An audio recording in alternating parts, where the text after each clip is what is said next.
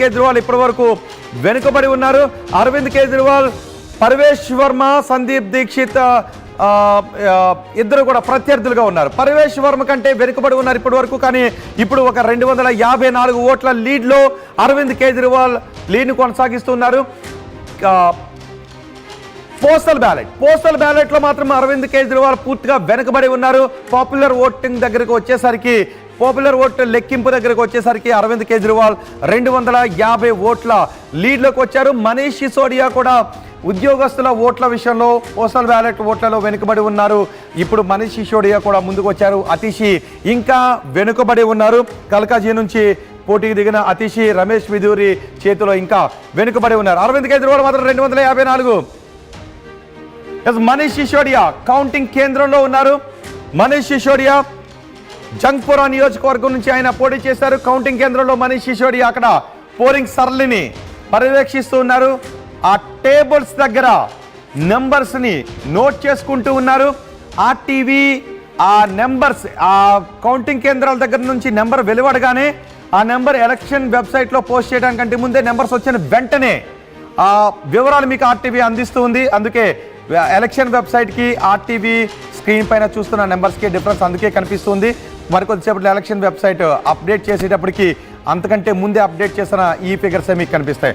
మనీష్ సిసోడియా చూడండి, ఒకసారి టేబుల్స్ దగ్గరికి వెళ్ళి అధికారులతో మాట్లాడుతూ ఉన్నారు. అక్కడ వివరాలు నమోదు చేసుకుంటూ ఉన్నారు. మనకి అలకలంబ కూడా వెనుకబడి ఉన్నారు. కల్కాజీ నియోజకవర్గంలో అలకలంబ వెనుకబడి ఉన్నారు. రమేష్ బిధూరి అక్కడ నుంచి ముందంజలో ఉన్న అతిషి కూడా మనకి కనిపిస్తూ ఉన్నారు. అతిషి కూడా ప్రస్తుతం వెనుకబడే ఉన్న పరిస్థితి కనిపిస్తోంది. అలకలంబ కూడా మనకి ఆర్టీవీ స్క్రీన్ పైన చూడొచ్చు. ఎస్, మనకి బీజేపీ లీడర్ తాడూరు శ్రీనివాస్ అందుబాటులో ఉన్నారు. శ్రీనివాస్ గారు నమస్తే అండి. శ్రీనివాస్ గారు, మనం ఎగ్జిట్ పోల్ ఫలితాలు వచ్చిన రోజు మాట్లాడుకున్నాం. దాదాపు అవే ఫలితాలు ఇప్పుడు ఎర్లీ ట్రెండ్స్ అయినప్పటికీ కూడా అవే ట్రెండ్స్ అక్కడ ప్రతిబింబిస్తూ ఉన్నాయి. బీజేపీ శ్రేణుల్లో సంబరాలు మొదలయ్యాయి. హ్యాపీగా ఉన్నారా? చాలా హ్యాపీగా ఉన్నట్టున్నారు. నేను హాఫ్ సెంచరీ మీద అన్నాను. తప్పకుండా లాస్ట్ కౌంటింగ్ అయిపోయే వరకు మ్యాజిక్ ఫిగర్ దాటినాము. కొన్ని ఛానళ్లలో చాలా మంది మిక్స్డ్ ఒపీనియన్ కూడా చెప్పినారు. ఏది కోalition ఎట్లా, మీరు కాంగ్రెస్ తో ఎట్లా పోతారు, తక్కువ వస్తాయి, ఆప్ తో ఎట్లా పోతారని. అవన్నీ కూడా పటాపంచలు అయిపోయి కంప్లీట్ మెజారిటీ సునాయాసంగా మ్యాజిక్ ఫిగర్ దాటినాం. హాఫ్ సెంచరీకి కూడా దాటుతా ఉన్నాం.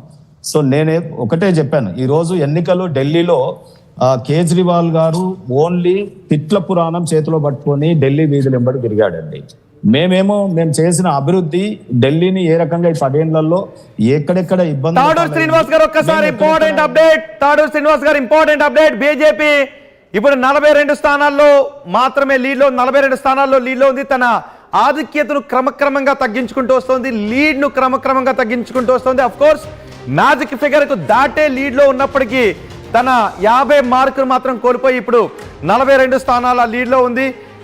ఆమ్ ఆద్మీ పార్టీ 28 స్థానాల లీడ్ను కొనసాగిస్తోంది. ఇది కూడా ఎగ్జిట్ పోల్ అంచనాలకు దగ్గరగానే ఉంది.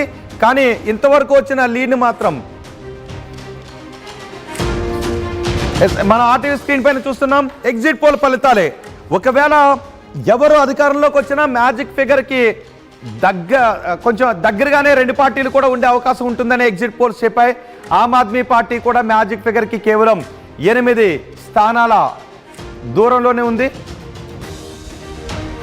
8 స్థానాల దూరంలోనే ఉంది.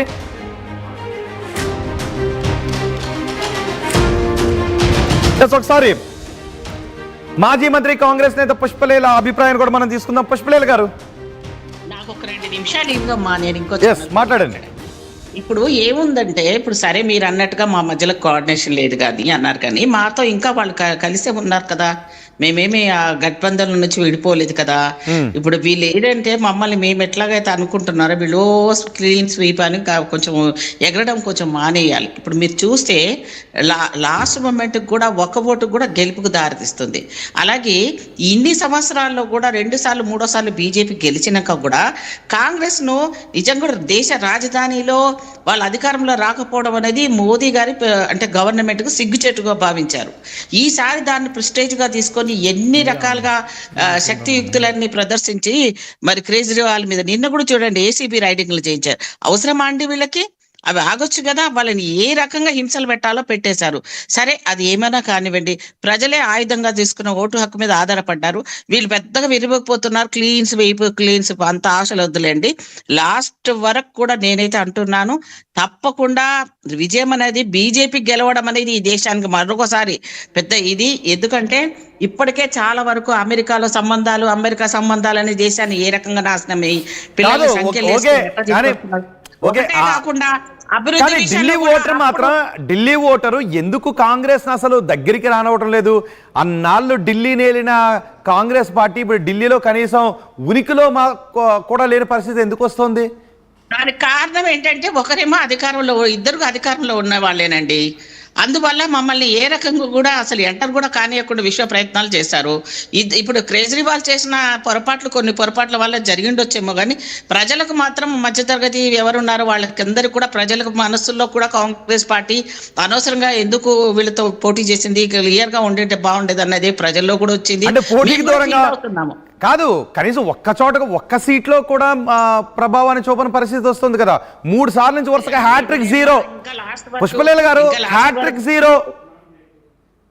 కాదమ్మా, నువ్వు అట్లా అనకు. నేనేమంటున్నా, ఈ ఓటు పర్సంటేజ్ చూస్తే మీరే అన్నారు ఇంతకుముందు ఎంత బాగా పెరిగింది అని. అయితే మా తప్పిదాలు కూడా కొన్ని ఉన్నాయి, నిజంగా కూడా నేను ఒప్పుకుంటాను. యాజ్ ఏ కాంగ్రెస్ వాదిగా వాళ్ళతో కలిసి ఉన్నాం కాబట్టి మేము ఈ రకంగా సరెండర్ అయి ఉన్నట్టుగా, లేకపోతే వాళ్ళతో ఉన్నట్టుగా ఉన్నది వాళ్ళ ఇంపాక్ట్ మీద పడి ఉండొచ్చు. కానీ అదర్వైజ్ మేము ఇండివిజువల్గా కూడా మళ్ళీ కూడా మేము ధైర్యం చేసి ఢిల్లీ లెవెల్లో మేము వెళ్ళి ఉంటే చాలా బాగుండేది. అలానే బీజేపీ మాత్రం చేసేసినంత మాత్రం ఈ దేశం మొత్తం మీద ఉద్ధరిస్తారు అనుకుని కళ్ళ కంటే దేశానికి ఉద్ధరణ పక్కన పెడితే మీరు బీజేపీని అధికారంలోంచి పారదోలాలి అనుకున్న మీ కళలు 3వసారి అక్కడ విఫలమయ్యాయి. ఇప్పుడు రేపు బీహార్ ఎన్నికలు జరగబోతూ ఉన్నాయి. సో బీహార్ ఎన్నికలకు బీజేపీ ఒకసారి అప్డేట్ చూద్దాం. బీజేపీ 40 స్థానాల ఆశీర్వాद भारतीय जनता पार्टी को मिला है और कट्टर बेईमान पापी आपके बेल वाले सीएम अरविंद केजरीवाल को जनता ने वोट की ताकत दिखाई है. उनके सारे बड़े नेता भी पीछे चल रहे हैं रुझानों में. जितना भ्रष्टाचार कट्टर बेईमान अरविंद केजरीवाल ने किया था वो सब उजागर हुआ. भारतीय जनता पार्टी ने, कार्यकर्ताओं ने मोदी जी के नेतृत्व में, राष्ट्रीय अध्यक्ष जेपी नड्डा जी के नेतृत्व में, अमित शाह जी के नेतृत्व में, वीरेंद्र सचदेवा जी के नेतृत्व में बहुत मेहनत से, बहुत ईमानदारी से चुनाव लड़ा है. और हम आशा करते हैं कि जनता का आशीर्वाद भी हमें मिलेगा और भारतीय जनता पार्टी दिल्ली को नई ऊंचाइयों पे लेके जाएगी. और ये कहना गलत नहीं होगा रुझान को देखते हुए कि दिल्ली के दिल में नरेंद्र मोदी जी और भाजपा हैं और नरेंद्र मोदी जी के दिल में आपको स्पष्ट करूं, मेरा नहीं है, राजीव कुमार जी का इलेक्शन कमिश्नर का बयान है कि 9:30 बजे पहला जो काउंटिंग होती है उसका पहला रिजल्ट 9:30 बजे आता है. బ్రేకింగ్ చూస్తున్నాం మనం. ఈ ఎన్నికల్లో కాంగ్రెస్ కి అనుకూలంగా ఉన్న అంశం ఇది. కాంగ్రెస్ ఒక స్థానంలో లీడ్లో ఉంది. కానీ ఓట్ షేర్ని మాత్రం కాంగ్రెస్ ఢిల్లీలో గతంతో పోల్చుకుంటే భారీగా పెంచుకుంది.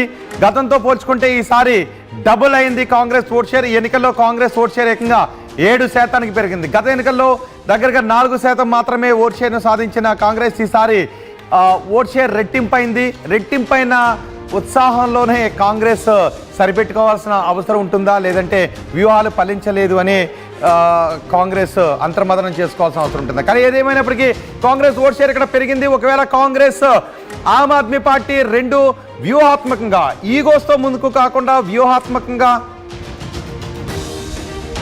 ముందుకు వెళ్ళుంటే వేరే విధంగా ఉండేది. ఒకసారి పుష్పలీల గారితో మాట్లాడదాం. పుష్పలీల గారు, ఓట్ షేర్ని రెట్టింపు చేసుకున్నారు అనే సంతోషపడతారా, లేకపోతే ఈగోస్తో వెళ్ళామే అయ్యో అని బాధపడతారా? లేదు, ఒకటి మీరు అన్నట్టు అది సంతోషమే. ఇంత పోటీలో కూడా మేము అంత ఓటు పర్సంటేజ్ జనాలు మాకు ఆశీర్వదించారంటే మాకు సంతోషమే. అయినప్పటికీ మీరు అన్నట్టుగా ఈ మోదీని గెలిపించడంలో నిజంగా కూడా మేము కొద్దిసార్లు తప్పిదం జరిగిందని అనుకుంటున్నాము. ఇద్దరు కలిసి ఉంటుంటే చాలా బాగుండేది. ఆ పక్కన అది జరగకపోవడం అనేది కూడా